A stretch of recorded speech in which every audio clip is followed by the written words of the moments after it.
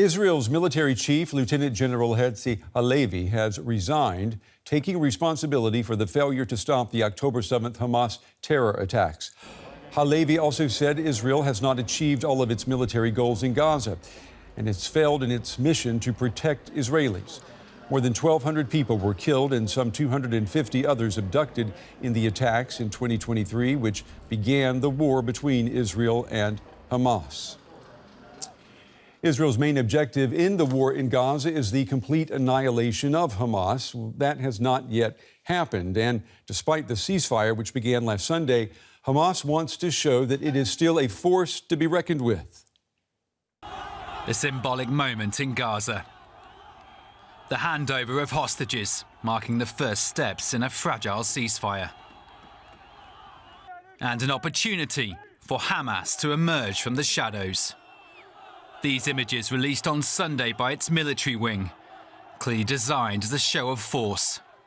And to send a message to Israel that the group, designated as a terrorist organization by many countries, is far from destroyed. Israel's military claims to have killed tens of thousands of the group's ranks during 15 months of war, seizing hidden caches of weaponry, including rocket launchers, missiles and guns during raids across the Strip, and dismantling swathes of hidden tunnels used by the militants. But in the days since the ceasefire announcement, there are signs that Hamas's influence remains strong in Gaza. Like here in Khan Yunis in the south, where its fighters joined truce celebrations, claiming the group's armed wing is still functioning. Al-Qassam brigades remains, as well as the national resistance faction. All the resistant faction are staying in spite of Netanyahu. Hamas-controlled police have also been seen out in force in recent days.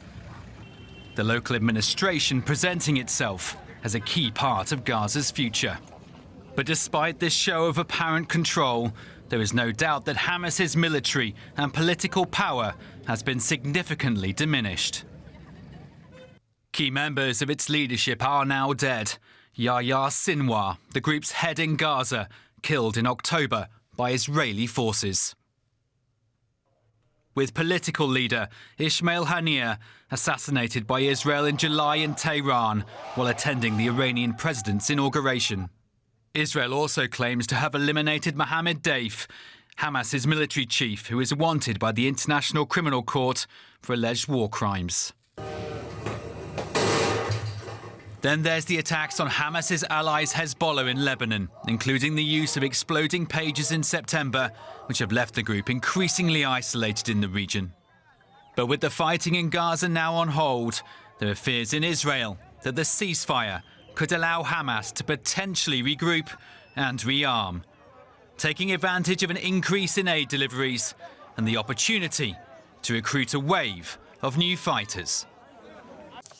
Well, I'm joined now by Dr. H.A. Hellyer. He's the Senior Fellow in Geopolitics and Security at the Royal United Services Institute for Defense in London and the Center for American Progress in Washington, D.C. Dr. Hellyer joins me tonight, though, from Cairo. It's good to have you with us. I want to ask you, this resignation of the IDF chief, what does it tell us about Israel's strategy inside Gaza and also about the current state of Hamas? Well, thank you for having me on your program. I think I should mention, just for the sake of your viewers, of course, 1,200 people were killed in the October 7th attacks. More than 60,000 have been killed in Gaza since then. And you mentioned the ICC warrant on Deif of Hamas. Of course, Israel's prime minister and former defense minister are both indicted by the ICC, and there's a case at the ICJ on plausible genocide. So it's important to put all of this into the correct context. When it comes to Hamas and its strength within the Strip, unfortunately, this is entirely inevitable. Secretary of State Anthony Blinken, well, now former Secretary of State Anthony Blinken, mentioned last week that Hamas has more or less replenished the number of fighters in its ranks, despite having had many of them killed over the past year. But when you've had a war waged on Gaza of this brutality over the past year or so, it's inevitable that people are going to flock to any militant group that they consider to be fighting. Whether or not we agree with that is another question, of course. But it's entirely to be expected. Anybody involved in counterinsurgency studies will tell you that. And when you don't have any alternatives, and I think this is something else that is very clear. You mentioned like the Hamas police force and so on. Of course, there's been the suggestion from many actors in the international community that the Palestinian Authority should return to Gaza in order to govern. And Israel has balked at that idea, has vetoed that idea. Yes. And if you don't have the Palestinian Authority returning, then who's going to run it? And Dr. this Hellyer, is the biggest question I think that people have for the quote-unquote day after. let me ask you this then. Hamas, which we know is classified as a terrorist organization by many countries, can we say that Hamas at this stage after this war is truly weakened? I think it's weakened in many ways. I mean, in terms of, for example, the type of weaponry that it has, it's weakened.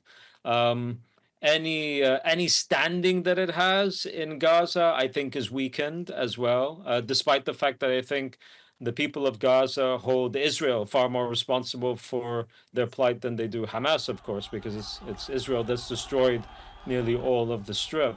But the question will be, where do they go from here, right? And the ceasefire proposal, what I think should really be termed a truce. I don't think this is a ceasefire. Whether or not it will hold is an open-ended question. The Israelis, if you look at the Israeli press, they're actually quite public about the fact that they don't expect it to hold. That Netanyahu has been reported as telling his own cabinet that return to war is entirely possible and likely.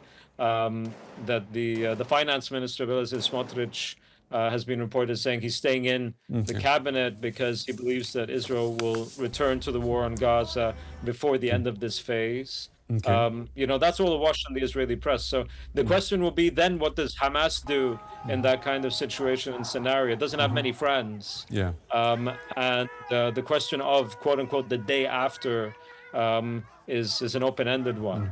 Is this the day after? Are we actually living the day after already? Yeah.